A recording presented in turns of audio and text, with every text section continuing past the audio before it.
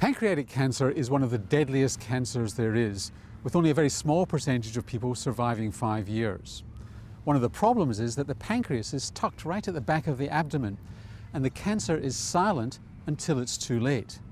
So it would be terrific if we could find it early and remove it before it causes problems.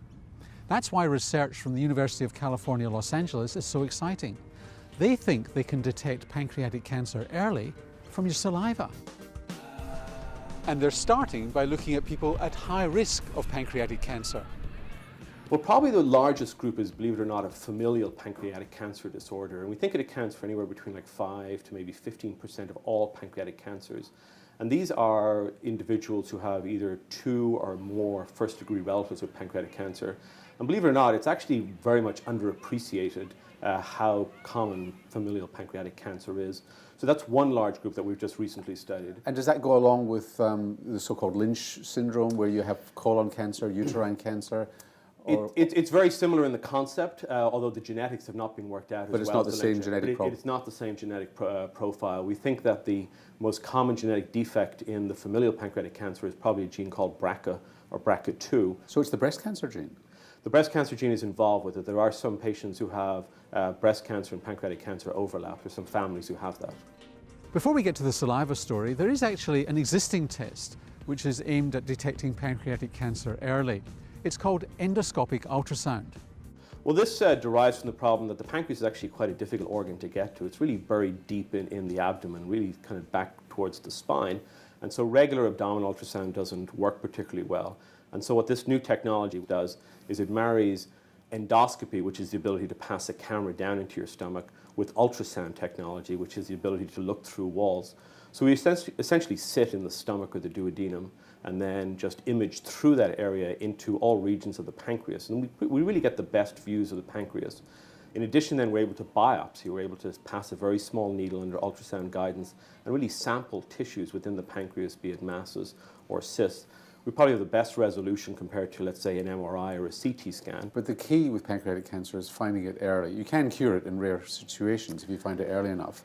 Are you making a difference in early diagnosis and early cure?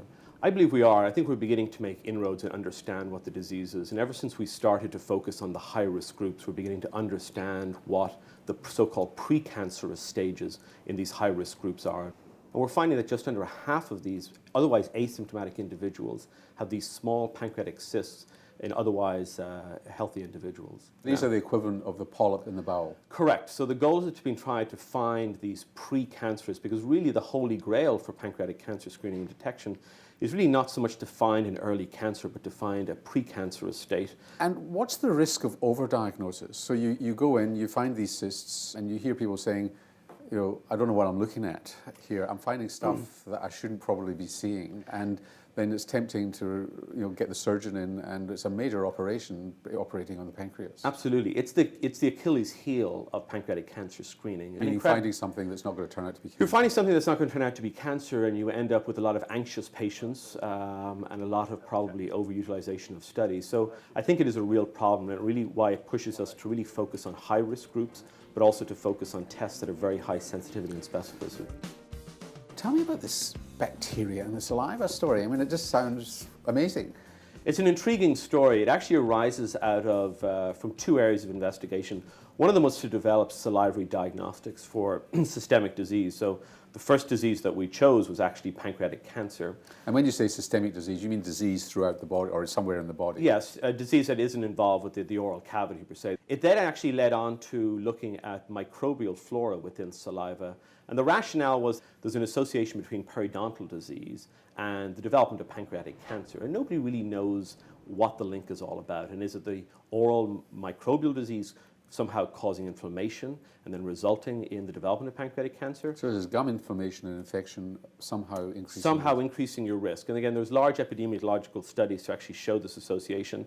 We just know that there is a differential or a pattern of microbial changes in the mouth that seem to correlate with different types of pancreatic disease. What have you actually found? So we found that there are good bacteria and bad bacteria in the mouth, and the good bacteria seem to be somewhat depressed and decreased in patients with pancreatic cancer. There's a type of streptococcus that's involved, as well as a Neisseria. And then there are bad bacteria, which there seem to be more. And then we're still not certain whether it's cause or effect, and we're still doing mechanistic studies to try and figure that portion out. So what you found is that there's a bacterial pattern. Correct. In people, it tends to be a bacterial pattern in people with pancreatic cancer. So of 100 people with pancreatic cancer, how many people have this pattern?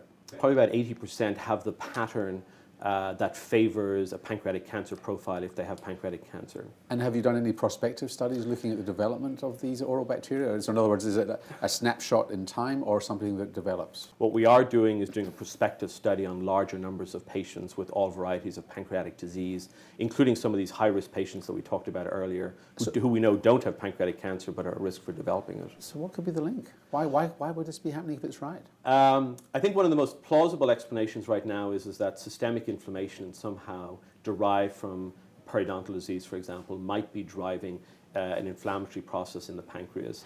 And there's some association between elevations in cytokines such as interleukin-6.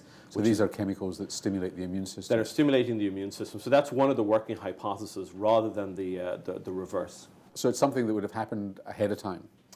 Yeah, that's our understanding. We think the development of pancreatic cancer takes anywhere between 7 or 10 years, so it fits very well with the concept of some chronic inflammatory process driving it over a long period of time.